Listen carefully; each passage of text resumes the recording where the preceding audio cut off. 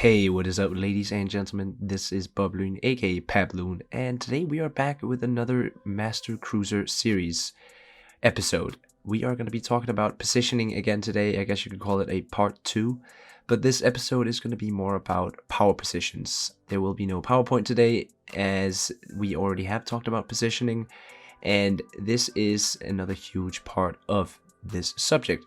Power positions can be something like islands, where you can stay covered but still shoot at ships, and that is what we're gonna do in this gameplay I want to show you guys. So tag along and let's see what I got in store for you. And of course we are playing the Nevsky, so yes, Nevsky is amazing. I'm coming to love this ship. So we are playing on the Atlantic. It is normal base capture, and as you can see, it is quite a cruiser and BB heavy game. There is only one DD in this game and he's on our team.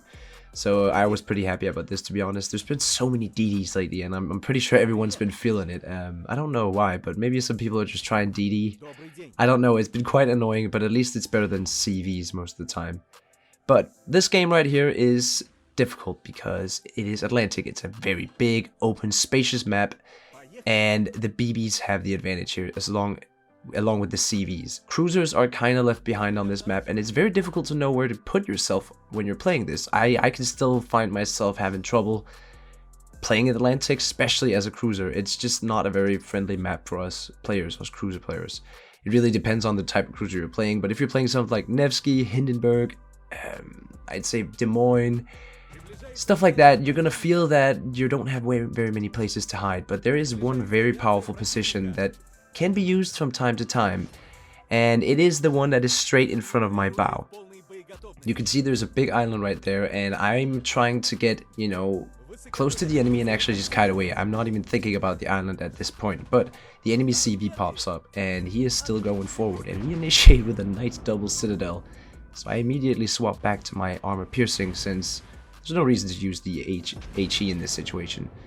We get a lot of enemy shits popping up. We got the Jinan on the right side, we got a Puerto Rico, and we're just giving full broadside. But what I'm trying to do is get into the kiting position.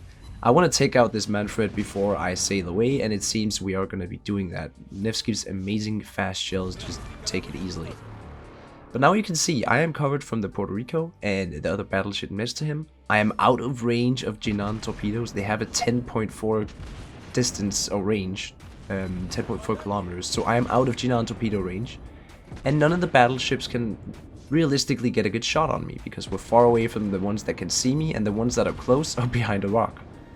So what we're gonna do, and this is what all positioning is all about. We are looking at the map right now. Currently in the game I was looking at the map. Is there anything to the left and to the right of me? And yes, there is. There's a Jinan out there, but he's far away, and it's a cruiser. I will be able to spot him easier than a DD.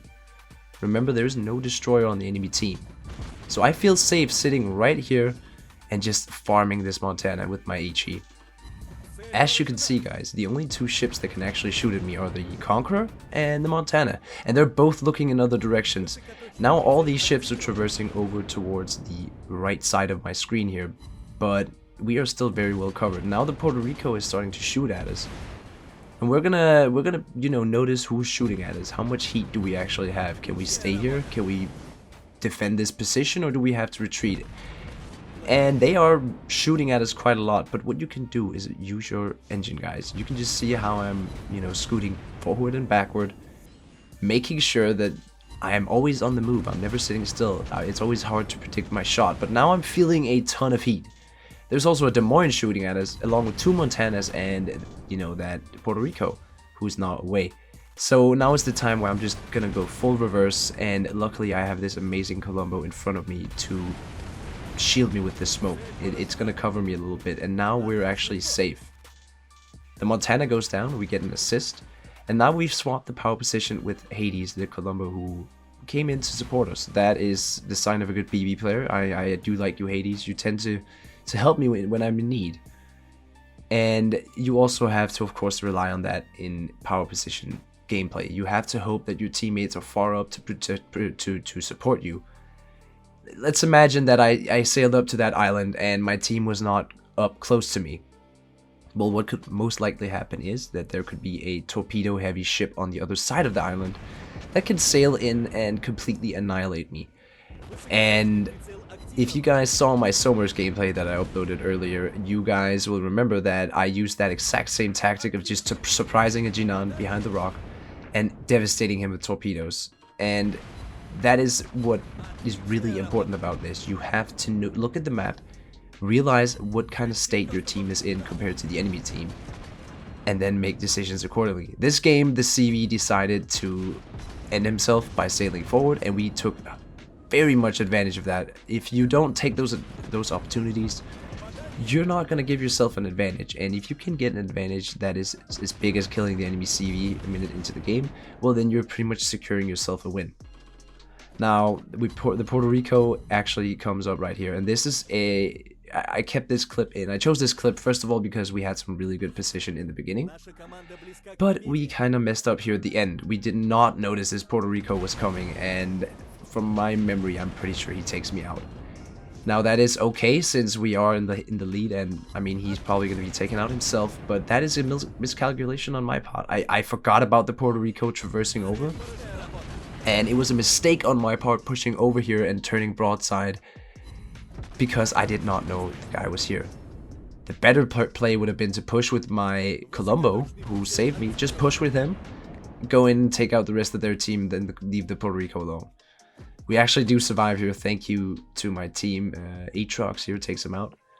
But I hope you guys can see what I'm trying to get at here, that power positions and positions like the one we had this game only works when you know 100% or at least 90, let's say 90%, where the DDs are, or let's say if you are safe from a DD attack, if you are safe from the big threats, e.g. the Jinan in this game, and the battleships, then you can use a power position. Is my team close enough to support me? If they're not, the power position will become your grave, and you will most likely get overrun and killed by the enemy team very quickly, and then you're going to give them an advantage.